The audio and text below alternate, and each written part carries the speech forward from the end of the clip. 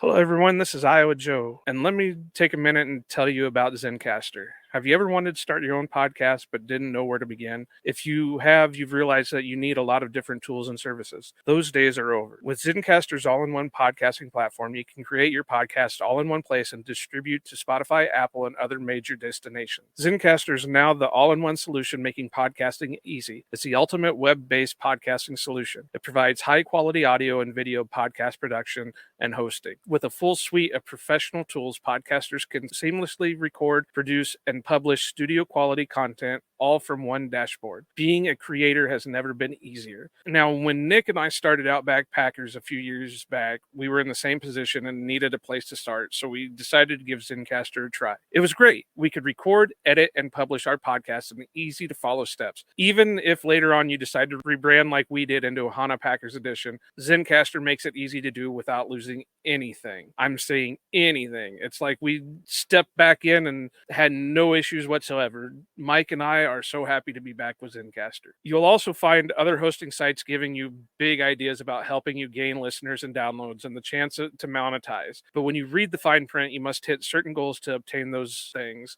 Zencastr makes it easy. It's now super easy to record a podcast with Zencastr. Log in using your browser and start recording a high-quality podcast right away. Record studio quality sound and up to 4K audio with your guests. Feel a sense of zen knowing Zencastr's multi-layered backups ensure you always have your recordings in the highest quality, even if the connection is unstable. Go to zencastr.com/pricing and use my code OUTBACK and you'll get 30% off your first month of any Zencastr paid plan. I want you to have the same easy experience as I do for all my podcasting and content needs. It's time to share your story.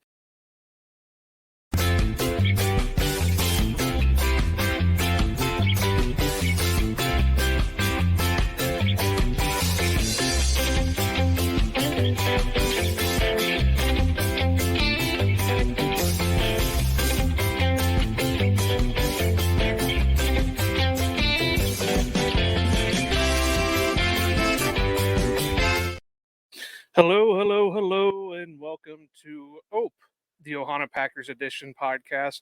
I am your host, Iowa Joe, and as you can see, it's just me. Just kind of a late night thing here. Got to get an episode out doing the linebackers of both on roster and the prospects in the draft. Mike is on vacation to the motherland and really had a hard time finding a guest for this episode. So why not just let it be me and, do a late night live. And then if anybody jumps in, I can answer your questions. I can, babble my way through this, but it's just going to be me. It's just going to be some quick conversation and we'll go from there. So this week we are going to be talking about the linebacking core and, really it's a rough conversation because we are so used to the 3-4 defense that we got used to just one body type like Rashawn Gary or Lucas Van Ness or Preston Smith, where they were taller, they were thicker than normal, and now we've got to look at the linebackers for a 4-3. On top of that, this linebacking class for the 2024 draft is not the most appealing out there. So it really, there's one or two that maybe are top of the list, and then it really falls off from there. And you're going to just get maybe some role players, maybe some guys that are diamonds in the rough, and you've just got to hope that they come around. And that's hard to do when the Packers are limited with what they have currently on their roster. So obviously on the roster, they have Quay Walker. That's your main guy. And that just, which is not bad. I mean, he really came on this past year and, first round pedigree, Georgia pedigree, has the athleticism to be that linebacker. Then who's probably going to be playing beside him? They're probably going to give Isaiah McDuffie a chance at that. He really came on when Devondre was out with injuries and all the stuff that they were dealing with Devondre. So Isaiah McDuffie, he's got a shot at it. But then after that, they re-signed Christian Welch. They re-signed Eric Wilson. Both have a ton of experience in 4-3 defenses, but relatively speaking, they're probably going to be more special teamers. I hate to say that because Welch is a Hawkeye alum, and you guys know how I am about my Hawkeye alums. So, but I don't know how much more that they're going to give outside of special teams play and then stepping up, barring, just for rotation wise and for injury replacements and the such. So it's gonna be it's really surprising that they haven't plucked one out of free agency as of tonight, 3/25, March 25th. But there's still plenty of time to do it. Obviously, they're going to have to make some kind of move in the draft.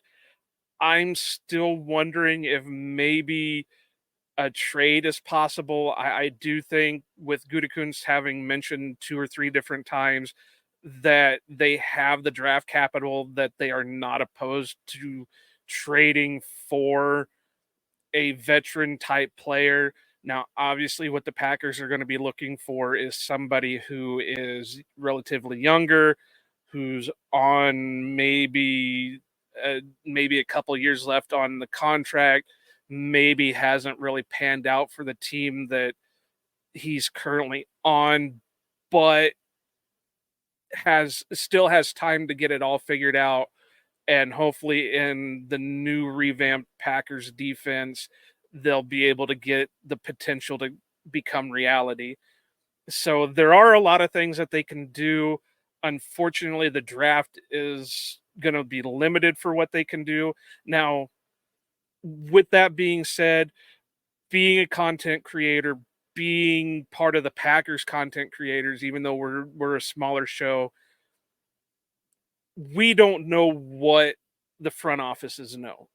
I know we have a lot of great guys out there that are, really good with the draft, but nobody knows what Gutekunst and the scouts and the coaches know about the incoming draft class.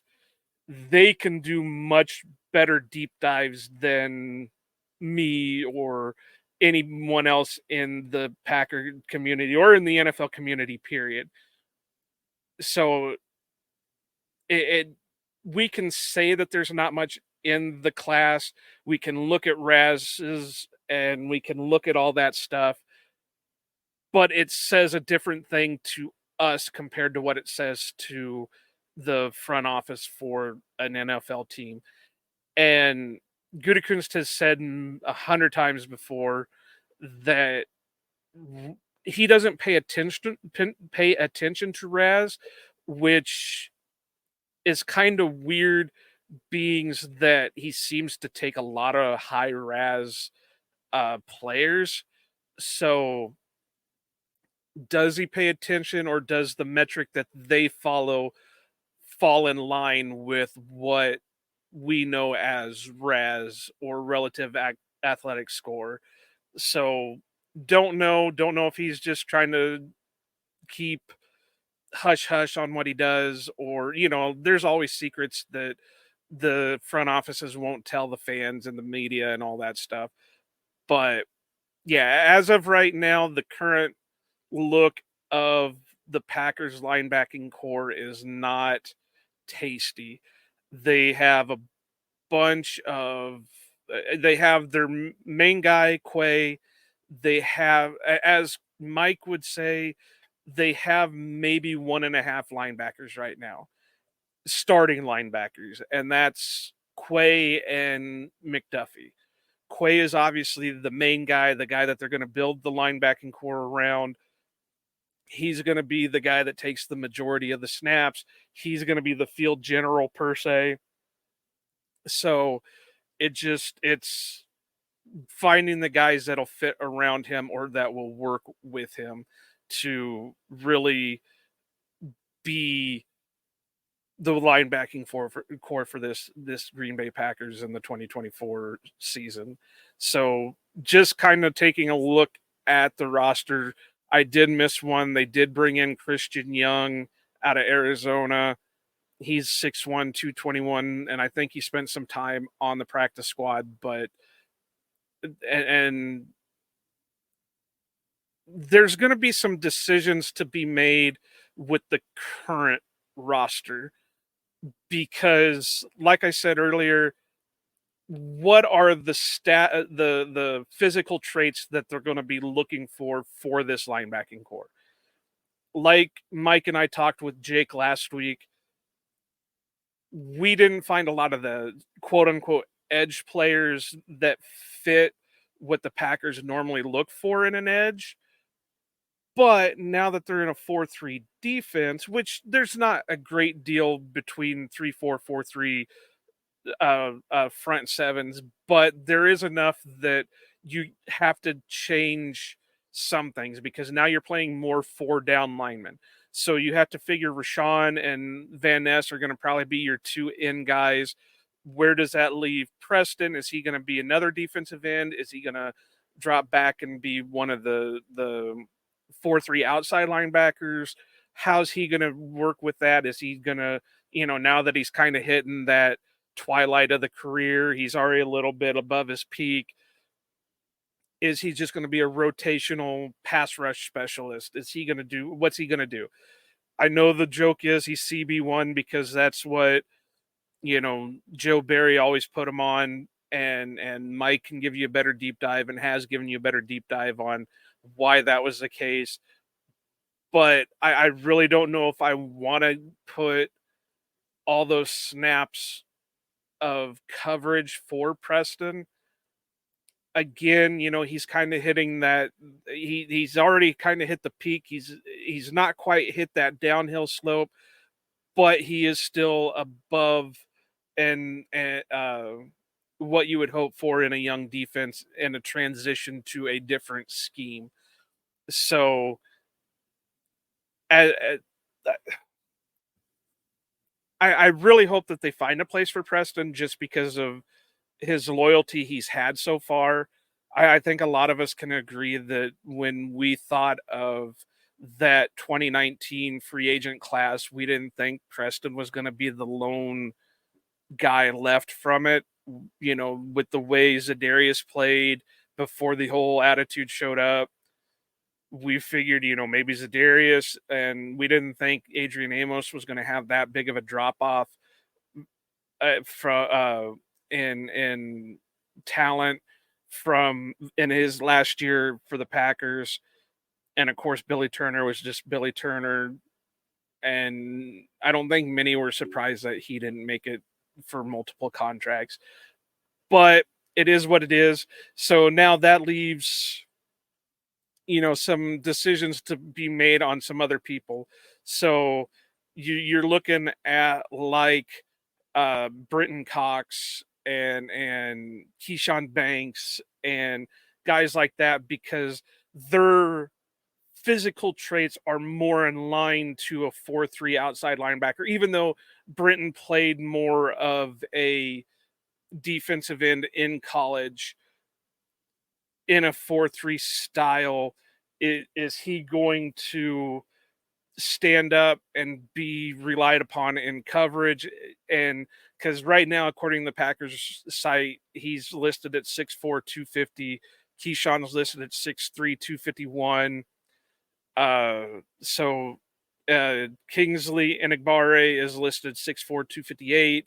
So he's a little bit on the other side of it. DeAndre Johnson, who is another practice squatter they had, 6'3", 252. Isaiah is 6'1", 227. Is that the type of body style that they're going to want to go along with Quay? Or do they want the 250s style weight for guys that they draft? we don't know. It's a big question because right now we don't even know per se what they're looking for, just because they haven't signed an outside free agent for us to say, okay, well, that's going to be the style linebacker that they're going to have. There's a big kind of gap between what Isaiah and Quay are. I mean, Quay's 6'4", 241. I just said Isaiah 6'1", 227. So that's 3 inches and like 17 pounds difference. So does that mean that they're going to want to double up on those two types of linebacker, or what? So it's really going to be interesting when we get further along to see if the Packers sign one of these what do you want to call them, second tier free agents, or if they're going to, or what they're going to go into the draft with. So again, it's kind of surprising they haven't made a jump on an outside free agent, and I'm not talking like bringing Welch back, bringing Eric Wilson back, or anything like that. I'm talking like a Jerome Baker that I think is still out there, or guys like that.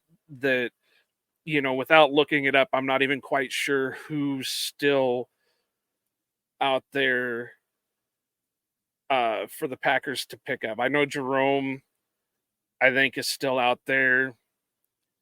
Uh, let's see. Sport Track, what can you tell me? Inside linebacker. All statuses available.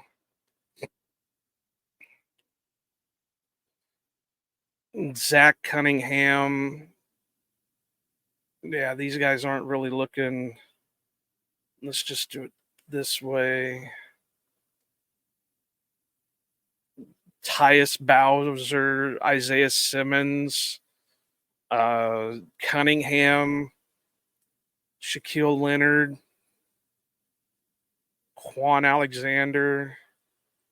Yeah, there's not really a lot still out there to work with, to according to what I'm seeing right now, if this is even a real updated list, that would be the type that you'd want to bring in, unless it's like a real cheap, easy cut deal, and just see what they have left, or just be a mentor for whoever will the Packers draft. So on that note, I see we got some viewers in here, so I appreciate it. If you have any questions, be sure to drop them. I'm not sure where all of you are watching from, so if you're on YouTube, drop it there. If you're on Twitter, drop it there. I'll do my best. Obviously, it's kind of a mess right now because I don't have anybody but me, so I'm just trying to ramble to make sure I hit a certain time limit. So, and like I said, this draft class for 2024, if you ask most people who look into the draft, will admit that this was not the most appealing class in the world. There's not a, if you go by Raz, which, like I said earlier, that's something that Goody says that he doesn't really follow yet. It's kind of coincidental that he does show favoritism to somebody who has a high Raz. So who knows if his metrics meet up there with what we call Raz. So it just, this class is, if we were looking for a linebacker, let's say last year or even the year before, it would have been a lot better than coming out this year. So we got 1, 2, 3, 4, 5, 6, 7, 8, 9, 10, 11, 12, 13, 14. 14 players that are listed as linebacker that currently have a green Raz score according to Raz.football, which is the place that does the Raz calculating. Now, I know there's been a lot of players that didn't test at the combine and their pro days haven't happened quite yet. I was watching Jeremiah Trotter Jr. earlier, and that was one of the cases with him. Was there were limited numbers with him because he didn't do a lot of the testing at the combine. And I believe their pro day isn't until April 9th. So it's kind of an incomplete on some of those guys.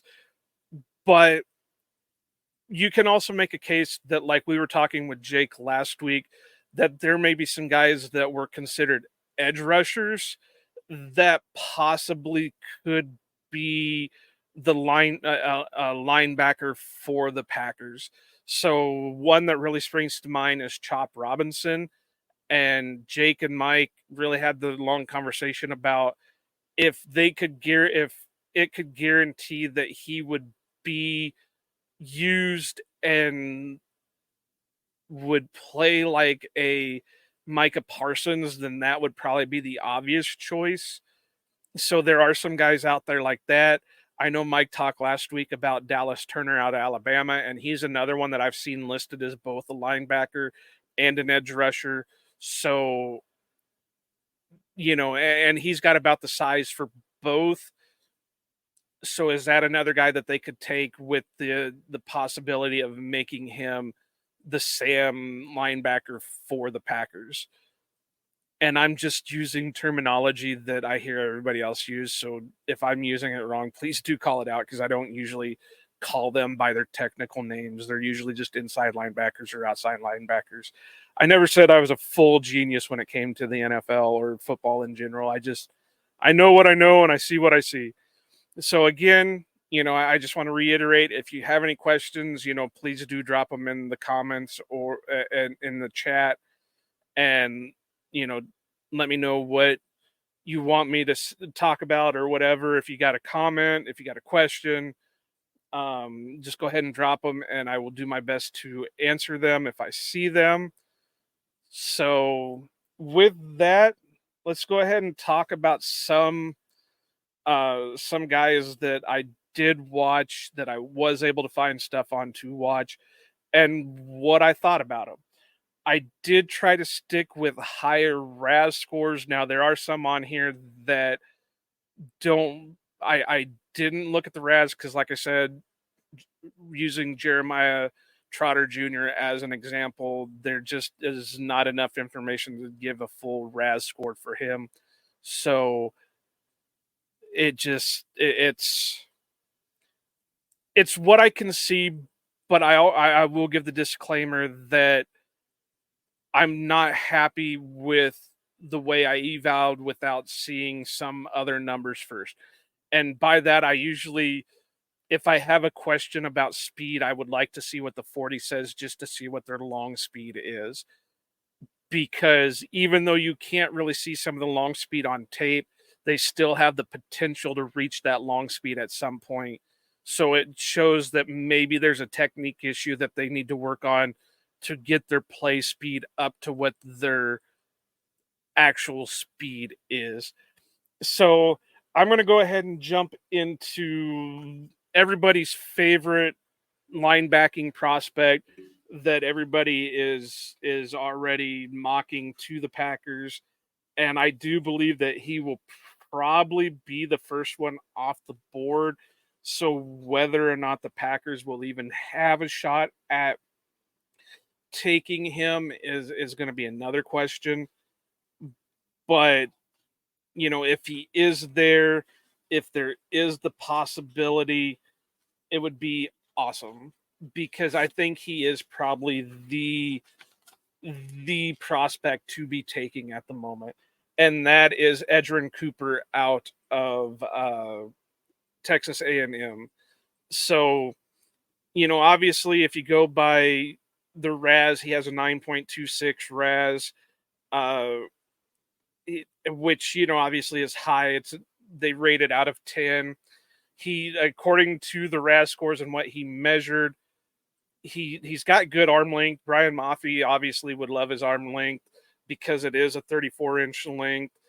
His height is a little under what these guys, what the RAS scores do rate as a good one for a linebacker. He is a little underweight at 230, but again, is he going to be playing in the, Isaiah McDuffie role. So is that something the Packers are going to be looking for? Vert and Broad are good. They're not great. But then you get to his elite numbers, which is he had a 4.5 140, a 2.6 420, and a 1.56 10.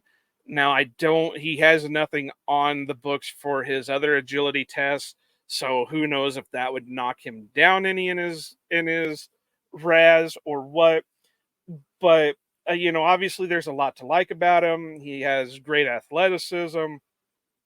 His awareness was solid. It really surprised me that when I watched him, he immediately knew where the ball was going to be and would immediately head that way.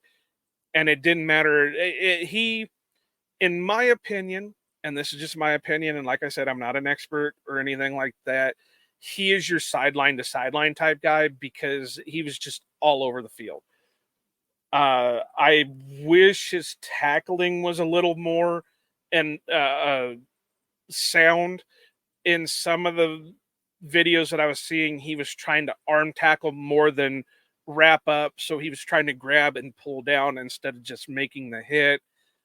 And there were some instances of him maybe being a little hesitant when he probably should have went more for the kill shot instead of hesitating, because it looked like he had the power to be able to run over a pass blocking running back or a tight end or something, and he didn't. He just got caught up in the trash. So I don't know if that's what the scheme called for in those plays. I don't know if it's him unsure, because like I said, he seemed to track the ball well. I did also see a couple times with his coverage that even though he knew where the ball was going, he stopped short. So I don't know if that's because he was hoping there was safety help over the top, so he stopped short thinking the safety was going to take him, or what. But there were a couple of catches that he probably could have broke up had he continued on with the player that he was covering. But again, he's probably out of all of them the more sound linebacking prospect. So again, that makes me think he's going to be probably the first one off the board.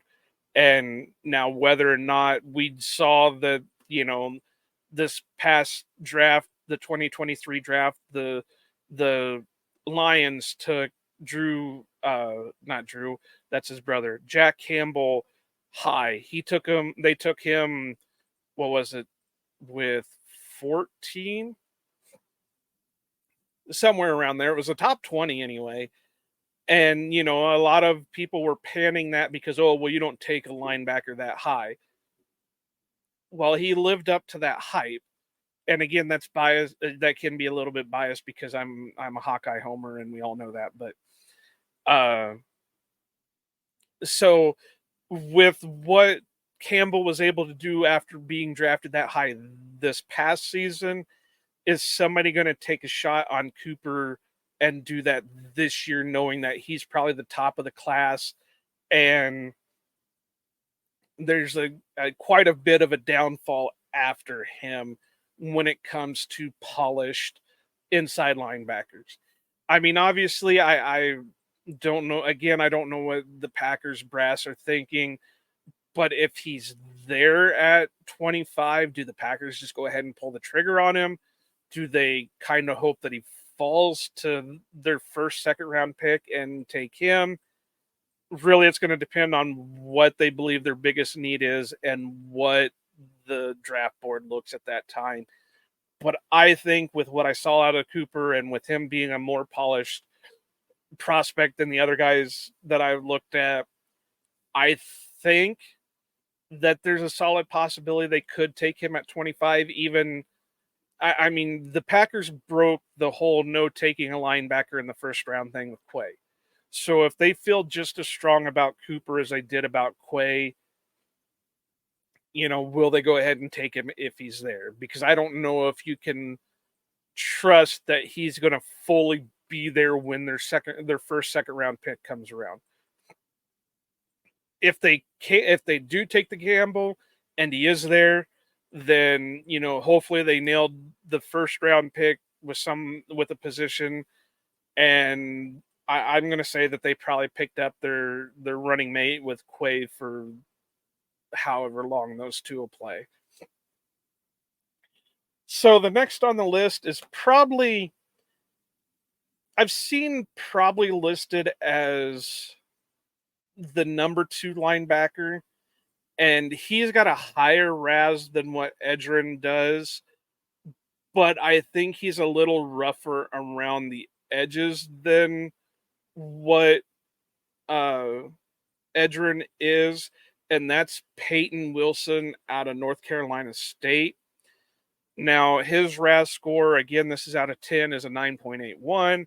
His height is 6'3", which, they say that's an elite height for him. He, again, is another undersized guy with weight at 233, but he ran the 40 and 4.43, 20-yard split 2.58, 10-yard split of 1.53. Vert and Broad were good, but not elite. So he's probably that guy that if you miss out on Edgerrin in the second and you can get Peyton with your second rounder, I think would make an okay draft. But like I said, I don't think he's as polished as Edgerrin is. Now, obviously, he's got great speed. I thought his coverage ability is good. When he runs free, he creates havoc. But I don't think he has the strength to be able to disengage him from a block. So if he's the one rushing the passer or trying to fill the gaps on a run play, I don't know if he has the strength or the ability to disengage to make that play. At least it didn't look like it on some of the film that I watched. Now, I could be completely wrong. I could be talking out of my ass. I don't know. You guys make that decision, and we'll see what happens during the draft. And I also thought that maybe his tackling technique needed work. Again, he didn't look like a sure tackler. He was an okay tackler, but some of the tackles he was making in college is not going to fly in the NFL. So that would be something that they have to work on. So again, he's probably linebacker 2. But not as polished. So there's going to be a little bit of work. He's probably going to be somebody who rotates in with McDuffie instead of plays over McDuffie. Whereas Edgerrin, I think if he has a good camp, he'd be starting over McDuffie. Now, we know how the Packers are when it comes to taking rookies. They tend to rotate them in more than just go ahead and give them the starting position. But I think with the lack of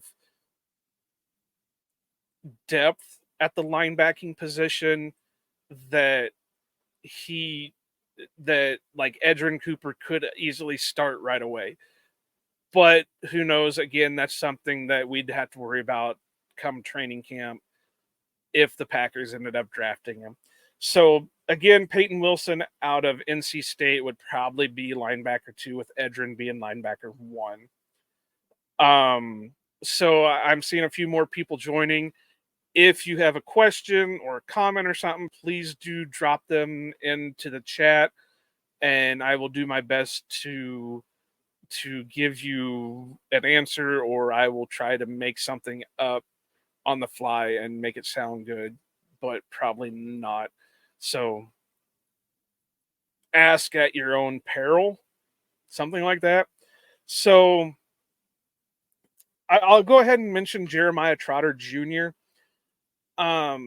He is a guy that is another one that's a bit undersized. I think he's on the shorter and lighter side. He's obviously got the pedigree. His dad played for the Eagles for many, many years. He's coming out of Clemson, which is a solid school to be coming out of, or a bigger school to be coming out of.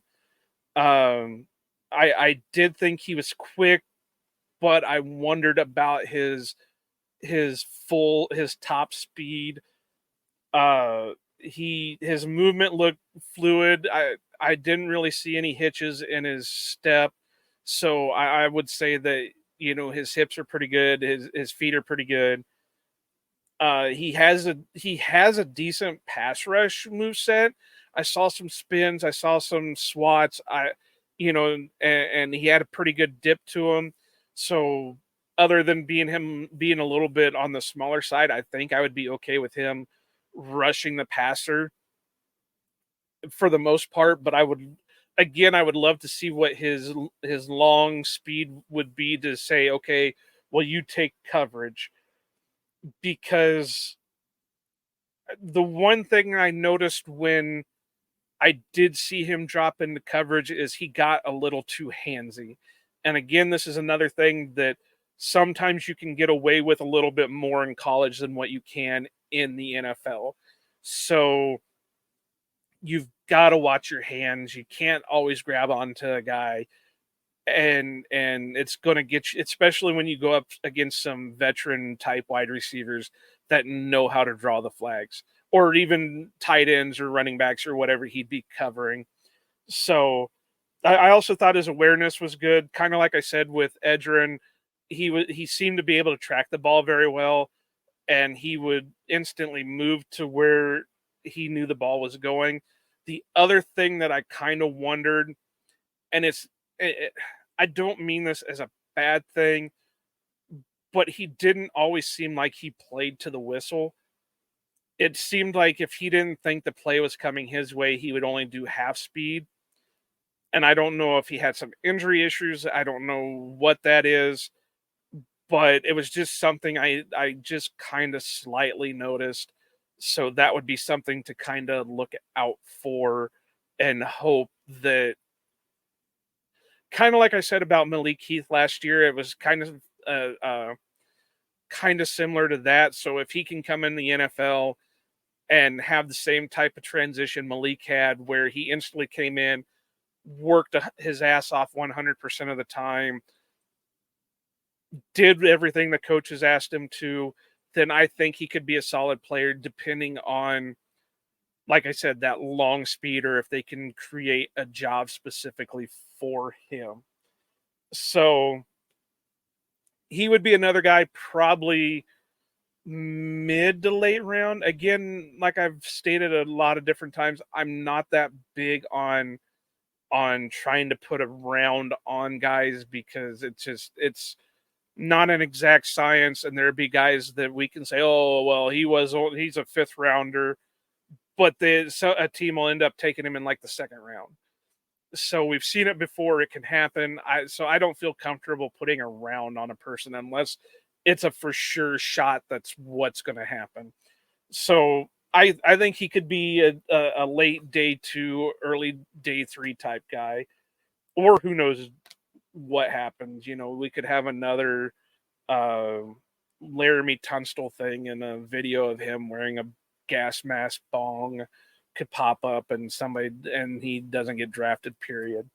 So if that was the case, I think the Packers need to be on the phone with him ASAP and just say, all right, you come in, you straighten yourself out, and we'll put you to work. So I'll talk about a couple more guys.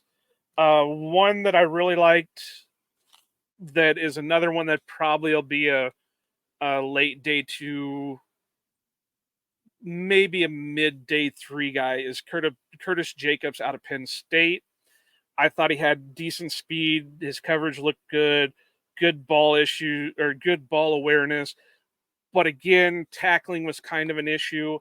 And I mean, really, the Nittany Lions are pumping out 3 solid linebacking prospects in Chop.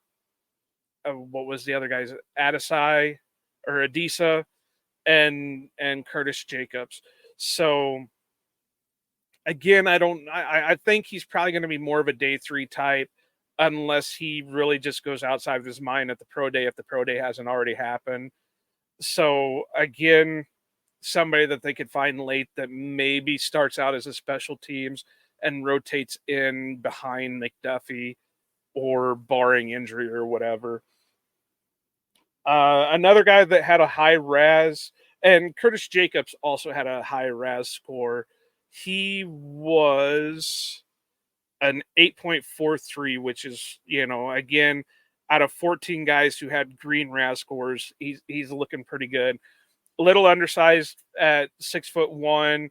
He was a little bit heavier at 241 than some of these other guys were.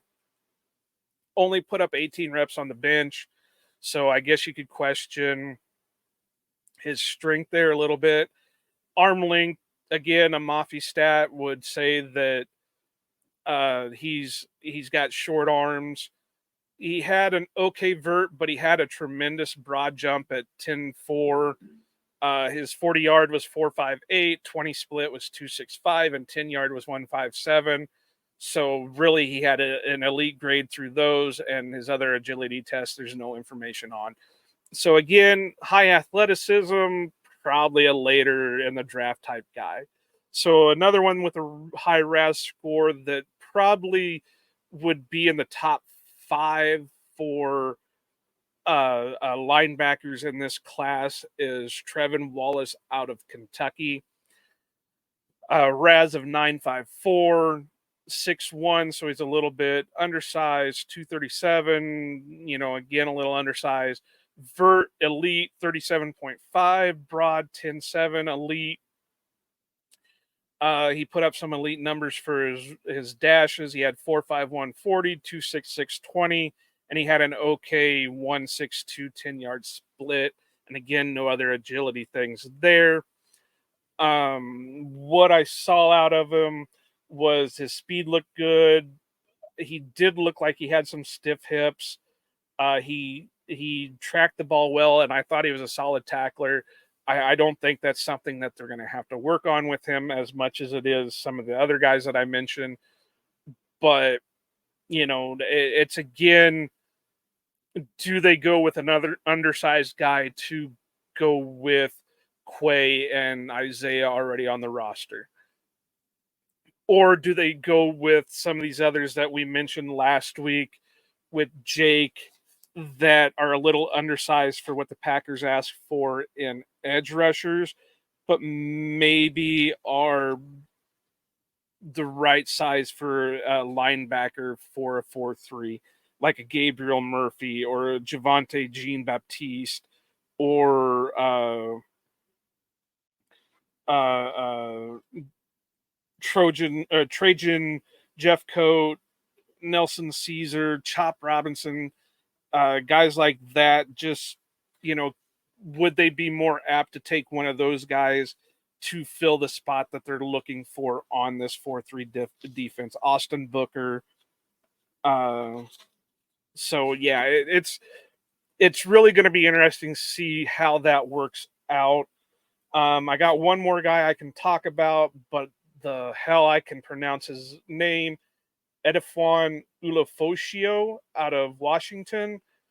I thought he weeded through the traffic well. He's a little bit smaller, good RAS score. He tracks the ball well, and I used one of my rare comps on him, saying that he may be a better McDuffie. So to go with his RAS, he's top 3 in RAS that's measured out so far on RAS.football at a 9.66. He's 6 foot, or he's just over 6 foot, and 236 weight. Elite numbers for vert and broad at 39.5 and 10.8. 40-yard is 4.56, 20-yard is 2.65, 10-yard is 1.53. Those are all elite numbers. Washington had a hell of a football team this year, so to get somebody off of that team would be great, probably mid-rounders. So it's really dependent on what Brian Gutekunst and co. really see in him or see in any of these guys to make that decision. So I can't believe I made it 43 minutes and I just rambled. Like I said, if you got any questions, I'm going to probably wrap up here pretty quick. So if you got any questions, get them in quick. comments, whatever you want to do. See if anything's coming up yet. Doesn't look like it. Just messing here because like I said, I'm not I don't usually do this by myself. So I'm hoping everything's coming through all right and everything's going good. I appreciate all of you that happened to jump on this late night stream. I'm probably going to wrap it up so I can get this edited and everything else so it can go out to anybody who didn't happen to catch the online stream. So you can catch my co-host Mike Quano on Twitter at Quano Mike. You can catch me on Twitter at Iowa_Joe86. You can catch the show at Ohana_Packers. Please be sure to go check out the website, ohanapackers.org, for all of our articles and a one-stop shop for the podcast, both audio and video. Find the audio version anywhere you get your podcast. We also have video on YouTube. When you do listen, please drop us a subscribe so you never miss an episode. Please also drop us a like, give us a comment, tell us how you feel about us, good, bad, whatever. We'll look at it. We may respond to it. We'll probably respond to it, maybe, kind of, something like that. Somebody will respond in some way. So next week, Quano is not back yet. I believe we do have 2 special guests next week. So, and I think we are talking cornerbacks. I'd have to look at my schedule, but I'm pretty sure we're talking cornerbacks with Joey Van Zumeren and Jacob Westendorf. So please be sure to tune in for that. This will drop in audio and video on Tuesday morning. I think that's all I got. We do still have a giveaway going on for the Jair Alexander signed 8x10. I believe we set it at 523 followers for the Ohana Packers account. So you must be following on Twitter the Ohana Packers account. You can follow me and Mike, but that doesn't get you entered into the drawing. Make sure you're following the Ohana Packers account to be entered into that drawing once we hit 523 followers. I can't think of anything else, so I'm just going to say thank you for joining. Thank you for listening. Thank you for everything. And as Mike would say, go Pack Go and aloha.